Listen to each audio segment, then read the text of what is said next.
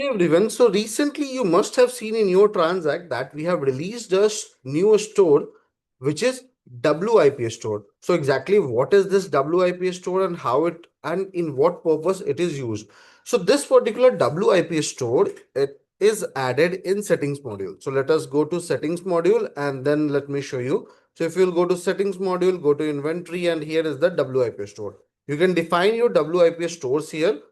So what exactly is this WIP store? So this store is used for in your production process while issuing the RM or while doing the routing process. So suppose earlier you used to go ahead and issue the raw material in your production process. Now in your production process, there is a new segment called which is RM routing and FG routing. And second is while issuing the RM, you will see that the name have been changed to WIP store. Here, please check.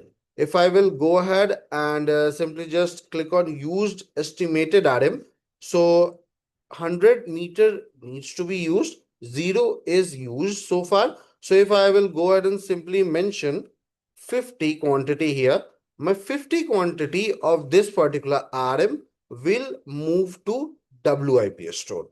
So this is how this WIP store is working.